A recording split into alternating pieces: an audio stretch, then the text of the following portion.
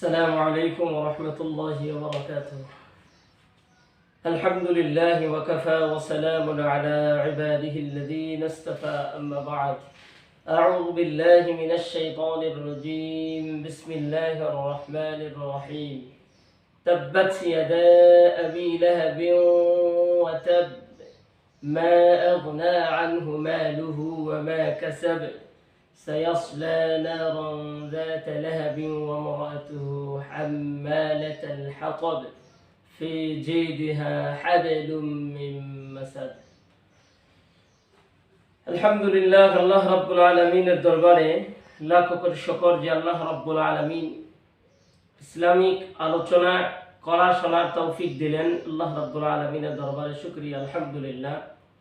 নবীজি সাল্লাল্লাহু আলাইহি ওয়াসাল্লামের উপর দরুদ ও সালাম, যিনি রাহমাতুল লিল আলামিন, সাইয়্যিদুল মুরসালিন, খাতামুন নবিয়্যিন, আশরাফুল আম্বিয়া জনাব মুহাম্মদ রাসূলুল্লাহ সাল্লাল্লাহু আলাইহি ওয়াসাল্লামের উপর দরুদ ও সালাম বর্ষিত হোক।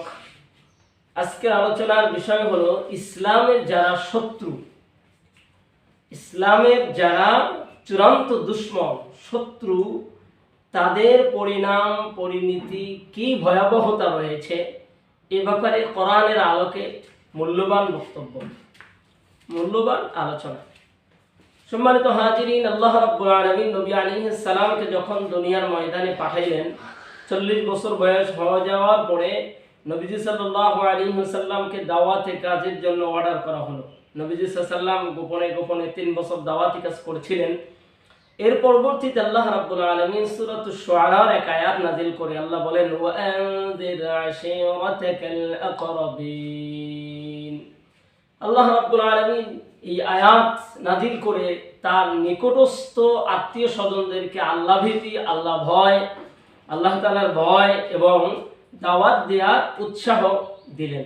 নবীজি সাল্লাল্লাহু আলাইহি ওয়াসাল্লাম খুব টেনশনে পড়লেন, পেরেশানির মধ্যে, কিভাবে আমি দাওয়াতি কাজটা শুরু করতে পারি, করলে আমার জন্য সুবিধা হবে এবং সবাই আমাকে আমার দাওয়াতটা সাপোর্ট করবে, গ্রহণ করবে, ভালোবাসবে, এরকম একটা মুহূর্তে পড়ে গেলেন। এমন সময় নবীজি সাল্লাল্লাহু আলাইহি ওয়াসাল্লাম, ইতিহাসের ভিতর লম্বা চৌড়া অনেক কথা আছে, তার মধ্যে থেকে আমি সংক্ষিপ্ত করে যদি বলি যে আল্লাহ রাব্বুল আলামিন নবীজি সাল্লাল্লাহু আলাইহি ওয়াসাল্লাম বিভিন্নভাবে কৌশল করে দাওয়াতি কাজগুলো যখন শুরু করলেন, শুরু করার পরে প্রথম দিকে, একেবারে প্রথম দিকে সবচেয়ে বেশি যে দাওয়াতি কাজের বাধা দিলেন তিনি হলেন নবীজি সাল্লাল্লাহু আলাইহি ওয়াসাল্লামের আপন চাচা আবু লাহাব।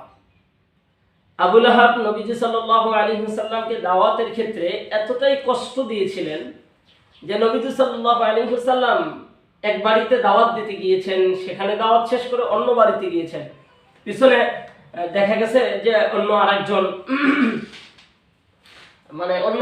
বলতে আবু লাহাব পিছনে গিয়ে বলছে, এই একটু আগে তো তোমাদের কাছে আমাদের ভাতিজা বা আমার ভাতিজা আবু লাহাব এসেছিল, আমার ভাতিজা মুহাম্মদ সাল্লাল্লাহু আলাইহি ওয়াসাল্লাম এসেছিল, তাই তুমি ওদের কথা আমার ভাতিজার কথাটা শুনবে না, কেননা আমার ভাতিজা কিন্তু আসলে এতদিন যেরকমই থাকুক না কেন এখন মোটামুটি ভাবে একটু যে পাগল বা এরকম কিছু মন্তব্য করে তাদের কাছে সাবধান করে দিয়েছে। অবশ্যই তোমরা কিন্তু আমার ভাতিজার দাওয়াত গ্রহণ করবে না, ভাতিজার মাথা ঠিক নেই, ভাতিজা পাগল হয়েছে, এই জাতীয় কথা ব্যবহার করলো। এর পরবর্তীতে নবীজি সাল্লাল্লাহু আলাইহি ওয়াসাল্লাম এইভাবে দাওয়াতি কাজ করলেন। এরপরে একদিন সাফা পাহাড়ের উপরে উঠে রাসূল সাল্লাল্লাহু আলাইহি ওয়াসাল্লাম গোত্রের সব মানুষগুলোকে ডাকলেন, ডেকে দাওয়াতি কাজ যখন আরম্ভ করলেন, এমন সময় আবু লাহাব যখন রাসূল সাল্লাল্লাহু আলাইহি ওয়াসাল্লাম যখন সাফা পাহাড়ের উপর দাওয়াতি কাজের বক্তব্য দিচ্ছিলেন যে তোমরা কি জানো এখানে আমি তোমাদেরকে ডাকলাম, আর আমি যদি এখন বলি এই পাহাড়ের পাদদেশে কিছু শত্রু অপেক্ষা করছে তোমাদের উপর আক্রমণ করার জন্য, আমার এই কথাটিকে তোমরা বিশ্বাস করবে? সেখানে জনতা যারা উপস্থিত হয়েছিলেন, যত গোত্রের মানুষ ছিল, বনু হাশিম, বনু মুত্তালিব সহ সকল গোত্রের মানুষেরাই তখন রাসূল সাল্লাল্লাহু আলাইহি ওয়াসাল্লামের এই কথার প্রতি উত্তরে বললেন, হ্যাঁ অবশ্যই আমরা বিশ্বাস করি যে আপনি যা বলেন এটা সত্য বলেন, কেননা আপনার এই লম্বা সময়ের এই জিন্দেগিতে কোনোদিন আমরা আপনার কাছ থেকে মিথ্যা কথা বলা শুনিনি, তাই আমরা এটা এক বাক্যে বিশ্বাস করছি, হ্যাঁ এটা আমাদের বিশ্বাস হচ্ছে। তো তখন এই কথা বলার পরে রাসূল সাল্লাল্লাহু আলাইহি ওয়াসাল্লাম দাওয়াত দিলেন লা ইলাহা ইল্লাল্লাহ। এই দাওয়াতটি যখন বললেন যে এক আল্লাহ ছাড়া কোনো ইলাহ নাই, মাবুদ নাই, প্রভু নাই, হায়াত, রিজিক, মৌত সবকিছুর মালিক তো একমাত্র আল্লাহ, এই কথাটি যখনই বললেন তখন দুই একজন বিরোধীরা কিছু বললেও এর মধ্যে থেকে যিনি সবচেয়ে বেশি আদাওয়াতি করলেন, দুশমনি করলেন, নবীজি সাল্লাল্লাহু আলাইহি সাল্লামের সাথে দুর্ব্যবহার করলেন, এমনকি মারার জন্য সে প্রস্তুত হয়ে গেলেন, হয়ে রাসূল সাল্লাল্লাহু আলাইহি সাল্লামকে বললেন, এই তুমি কি এটার জন্য আমাদেরকে ডেকেছো?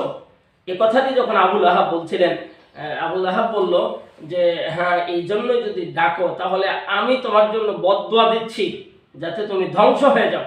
কেননা আমাদের কাবা ঘরের ভিতর 360টি খোদা রয়েছে, মূর্তি রয়েছে, তার ব্যাপারে লাত, মানাত, উজ্জার বিরুদ্ধে তুমি কথা বলছো, এই কথাটা আমরা কষ্ট পেলাম, বাপ দাদাদের ধর্মের চুনকানি মারছ। এইভাবে যখন কথাগুলি বলছিলেন, আবু লাহাব এই কথাগুলি যখন বললেন, তখনই আমাদের নবীজি সাল্লাল্লাহু আলাইহি ওয়াসাল্লাম একটু মানে কথা বন্ধ হয়ে গেল। এই দিক থেকে আরো মানুষ আবু লাহাবের পক্ষ নিয়ে দেখা গেল মোটামুটি বাবা, সেখান থেকে এই মানে অনুষ্ঠানটা বা এই প্রোগ্রামটা শেষ হয়ে গেল।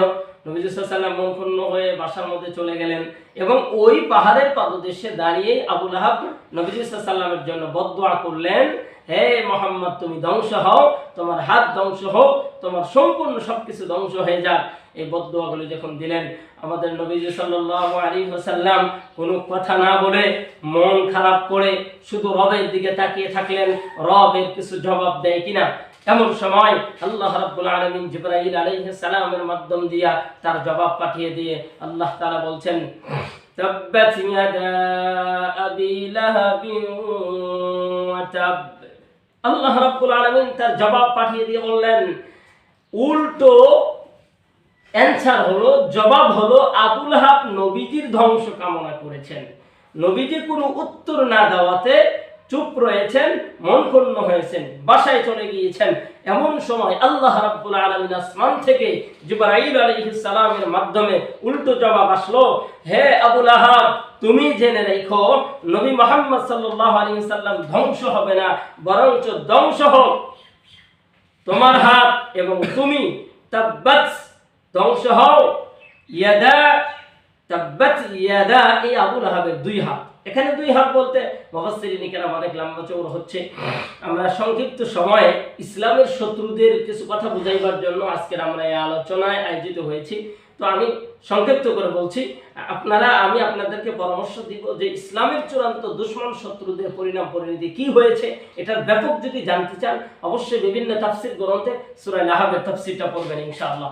তো সম্মানিত হাজিরিন, এই আবু লাহাব যখন নবীজির ধ্বংস কামনা করছিল, আল্লাহ রাব্বুল আলামিন তার সবগুলি তার উল্টো এই ধ্বংস কামনাগুলি আবু লাহাবের জন্য সেম সবগুলো আল্লাহ তাআলা কবুল করে প্রথমে আবু লাহাবকে ধ্বংস, আবু লাহাবের দুই হাত ধ্বংস। কিভাবে ধ্বংস হলো? এটা হলো আবু লাহাবের জন্য ধ্বংস লীলা শুরু হয়ে গেল অলরেডি।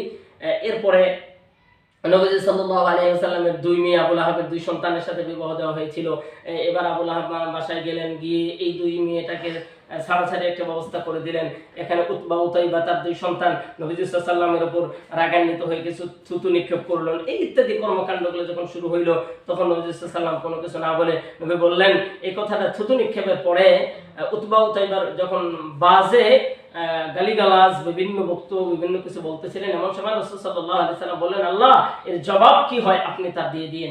সম্মানিত হাজিরিন, এরপরে আবু লাহাবের সন্তান মানে যুদ্ধে গিয়েছে, ব্যবসায়ী উদ্দেশ্যে দূরে কোথাও সফরে গিয়েছিলেন, সেখানে গিয়ে সমস্যা হয়েছিল, তার সন্তান মানে ধ্বংস হয়ে গিয়েছিলেন। এর পরবর্তীতে যখন আবার নবীজি সাল্লাল্লাহু আলাইহি ওয়াসাল্লাম যেই রাস্তা দিয়ে চলতেন, সেই রাস্তায় আবু লাহাবের স্ত্রী উম্মে জামিল এই মেয়েটা রাস্তার ভিতরে কাঁটা দিতেন। নবীজি সাল্লাল্লাহু আলাইহি ওয়াসাল্লাম এরকম অনেক কষ্ট করেছেন। এই মুহূর্ত অবস্থায় আল্লাহ কেমন ভাবে আনসার চলে আসলো, এর মধ্যে সর্বপ্রথম আমি সংক্ষিপ্ত করে বলছি, আবু লাহাবের জন্য ধ্বংস লীলা হলো আবু লাহাবের গায়ের ভিতরে। এইভাবে আবু জেহেল আবু লাহাব লম্বা সময় ধরে নবীজি সাল্লাল্লাহু আলাইহি ওয়াসাল্লামকে জ্বালানো বা কষ্ট দিতেই থাকলেন। নবীজি সাল্লাল্লাহু আলাইহি ওয়াসাল্লাম ধৈর্য ধারণ করলেন। শেষ পর্যন্ত পরিণাম পরিণতি আবু লাহাবের জন্য কি হইল, আবু লাহাবের শরীরের ভিতরে একটা ফোড়া দেখা দিল। এই ফোড়াটা সাধারণ হতে হতে এরপরে পচে সেখান থেকে দুর্গন্ধ বের হয়ে গেল, বাসার মধ্যে মানুষ থাকতে পারছিল না, এমন অবস্থা হয়ে যাওয়ার পরে উম্মে জামিল কিছু লোক ধরে এরপরে থাকে মানে উজার একটা ভিটা বা আমরা বলি আমাদের এলাকায় বা বিভিন্ন ইয়াতে যে একটা বাইবুড়ির সামনে এমন একটা জায়গায় তাকে দূরে কোথাও রেখে আসা হলো। সেখানে তিনি এখনো মারা যাননি, সেখানে রাখলেন। এরপরে 2 দিন বা 3 দিন মুফাসসিরিনে কেরাম বলেন এরপরে সেখানে আবু লাহাবের মৃত্যু হয়। মৃত্যুর সাথে সাথে তার শরীর থেকে এমন দুর্গন্ধ ছড়াচ্ছিল যে এলাকার মানুষ থাকতে পারছিল না। এই যে ইসলাম বিদ্বেষী, ইসলামের শত্রুদের পরিণাম পরিণতি কি হয়, আবু লাহাবের এই দুর্গন্ধ এখন কে যাবে? কোন লোক, এলাকার ভিতরে অনেক লোকজন মানে দিন মজুর ছিল, তাদেরকে বলা হলো ভাই এই কাজটা একটু সমাধান করে দাও। ওরা বললো না, আমরা এখানে মানে প্রয়োজন হলে টাকা ইনকামের দরকার নেই, তাও আমরা এরকম দুর্গন্ধময় এখানে আমরা পারবো না। দূরে কোনো সফরের শ্রমিকরা ওই রাস্তা দিয়ে যাইতেছিল, উম্মে জামিল তাদেরকে অনেক টাকা মানে ডাবল টাকা দিয়ে বলছে একদিন কাজ করলে যদি 400 পাও আমরা তোমাদেরকে 800 করে টাকা দিবে এক একজনকে, তোমরা এই কাজটা একটা গর্ত খনন করে। এরপরে আবু লাহাবকে সেই গর্ত খনন করে তারপরে আবু লাহাবকে সেই গর্তের ভিতর ফেলায় ডাইরেক্ট মাটি দিয়ে চাপা দেওয়া হয়। তাহলে আমি বলতে চাচ্ছি সম্মানিত হাজিরিন, আমি সময় স্বল্পতার কারণে বিস্তারিত বলতে পারলাম না, দুঃখিত। তো এরপরে আমি আপনাদেরকে এই শিক্ষাটা দিতে চাই যে নবী সাল্লাল্লাহু আলাইহি ওয়াসাল্লাম যখন দাওয়াতি কাজ করলেন, এই যে আবু লাহাব বাধা দিলেন আর সেই বাধার জবাব আল্লাহ তাআলা সূরা লাহাব নাযিল করে দিয়েছেন। এই যে আবু লাহাব ধ্বংস হয়ে গেল, পরবর্তীতে তার বিবি ধ্বংস হয়ে গিয়েছে। এই যে এরপর অচিরেই তাদের জন্য প্রবেশ করছে, অপেক্ষা করছে তাদের জন্য জাহান্নামের আগুন তাদের জন্য। তো ইসলাম বিদ্বেষী যারা আছেন, ইসলাম নিয়ে মাতামাতি করেন, ইসলামের সাথে গালিগালাজ, কোরআন সুন্নাহ নবী ইত্যাদি ইত্যাদি, এই জিনিসগুলো অবশ্যই আপনি বন্ধ করুন, নইলে কিন্তু আপনার পরিণাম পরিণতি আবু লাহাবের মতো হবে, আবু লাহাবের মতোই হবে। এই জন্য আমি আপনাদেরকে দাওয়াত দিচ্ছি এই সূরা লাহাব আপনারা বিস্তারিতভাবে একটু পড়বেন এবং আবু লাহাবের মতো যেন আপনার জিন্দেগি কর্মকাণ্ড না হয়, বিশেষ করে সাবধান হয়ে যাবেন। ইসলাম যদি ভালো না লাগে আপনি চুপ হয়ে যান, ইসলামের বিরুদ্ধে কিছু বলতে গেলে কিন্তু আপনার পরিণাম পরিণতি আবু লাহাবের মতো হবে। আল্লাহ রাব্বুল আলামিন আমাদের সবাইকে যেন এই ইসলাম বিদ্বেষী কর্মকাণ্ডগুলি থেকে হেফাজত করেন। আমিন। ওয়া আখির দাওয়ানা আলহামদুলিল্লাহি রাব্বিল আলামিন। আসসালামু আলাইকুম ওয়া রাহমাতুল্লাহ।